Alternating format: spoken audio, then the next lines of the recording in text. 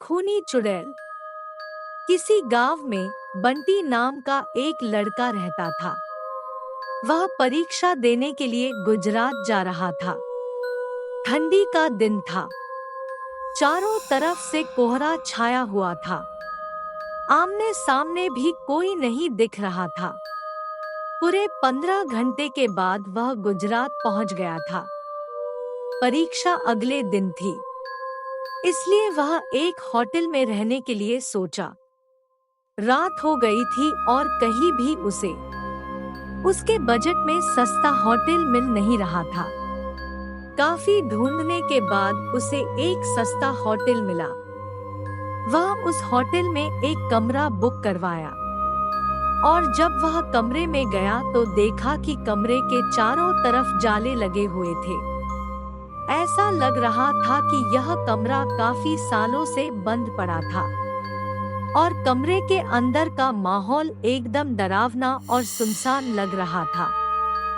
लेकिन उसने ये सब नजरअंदाज कर दिया और होटल से खाना मंगवाया और खा पीकर सोने चल दिया।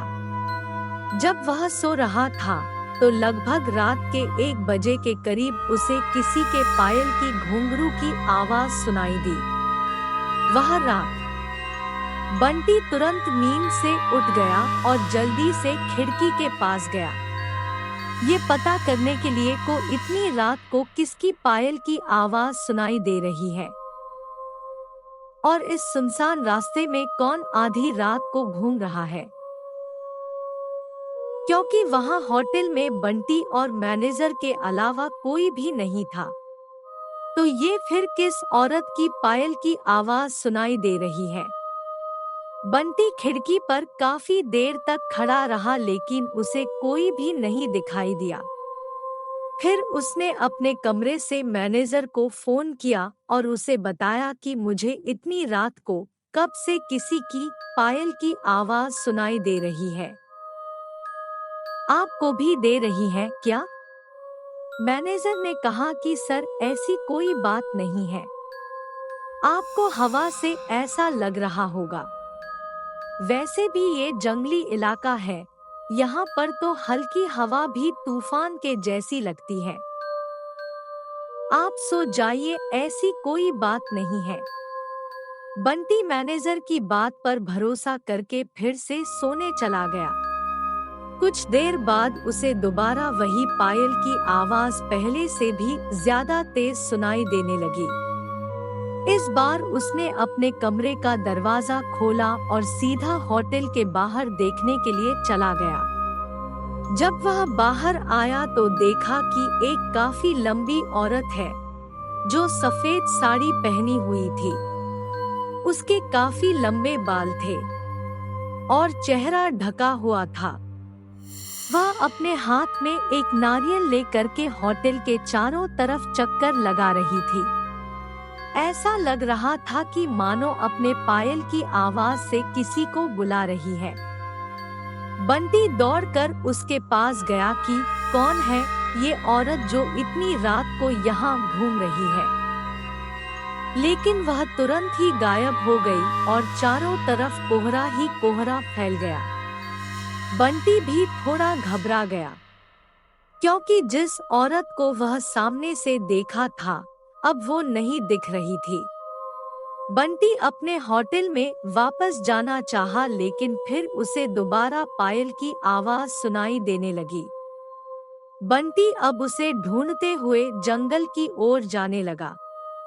चलते चलते वह अपने होटल से इतनी दूर आ गया उसे पता ही नहीं चला। फिर उसने उस घने जंगल में कुछ ऐसा देखा कि उसका दिल दहल गया। उसने देखा कि उस औरत ने एक पीपल के पेड़ के नीचे 5-6 लाश रखी थी और बारी बारी से एक एक को नोच नोच कर खा रही थी। उसका मुंह खून से लथपथ था और चेहरा भी एकदम डरावना था। बंटी जब ये सब देखा तो उसके पांव तले जमीन खिसक गई। ये सब नजारा देखते ही उसे डर के साथ साथ रोना भी आने लगा कि वह चुड़ैल अब मुझे भी मार देगी। क्योंकि अपने पायल के आवाज से यहाँ तक तो मुझे लेकर आई है। लेकिन उसने हिम्मत से काम लिया और हनुमान चालीसा पढ़ते पढ़ते धीरे से वहाँ से भाग गया ताकि भूत उसे देख ना ले, लेकिन भूत तो भूत होते हैं। बंटी जैसे ही वहाँ से भागने की कोशिश किया, वो चुड़ैल अचानक उसके सामने आ गई और उसे इशारों से अपने अड्डे पर ले जाने लगी जहाँ पर उसने लाशें रखी थी। बंटी हनुमान जी जाप करके इतनी तेजी से वहाँ से भागा कि मानो जैसे उसके अंदर किसी की शक्ति आ गई हो। भागते भागते सीधा वह अपने होटल वापस आ गया। वहाँ थोड़ी देर रुका तो उसे एक आदमी दिखाई दिया। उसे देखकर ऐसा लग रहा था कि ये अच्छा आदमी है। वह बंटी के पास आकर बोला, अरे भाई, क्या हुआ तुम्हें? इतना डरे हुए क्यों हो? बंटी ने सारा किस्सा उस आदमी को सुनाया तो उसने बताया कि भाई, तुम बहुत किस्मत वाले हो कि आज तुम बच गए। वो भूत किसी को भी नहीं छोड़ती। और तुम इस होटल में क्या कर रहे हो? इसको तो बंद हुए काफी साल हो गए। बंटी जब उस आदमी का इतना बात सुना तो उसका डर कर मारे पसीने निकले लगे। फिर वह आदमी बताने लगा कि इस होटल में बहुत साल पहले एक लड़की के साथ 4-5 लड़के उसका भयानक तरीके से रेप करके मार दिए थे। लड़की तो मर गई लेकिन किसी को भी नहीं छोड़ी, और जो भी रात के समय में इस रास्ते से गुजरता है सबको अपने कब्जे में कर लेती है और मार देती है। और कुछ दिन बाद इस होटल पर पुलिस का छापा पड़ा, तब से ये होटल बंद है। बंटी जब उस आदमी की पूरी बातें सुना तो वह बहुत जोर जोर से रोने लगा, ये सोचकर कि आज मैं मर जाता।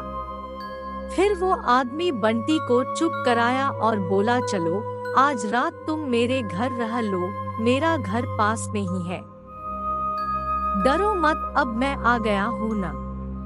बंटी उस आदमी को धन्यवाद किया और उसके साथ उसके घर चला गया और अपने आप से एक वादा किया कि आज के बाद वह भूलकर भी कभी अनजान जगह पर नहीं जाऊंगा।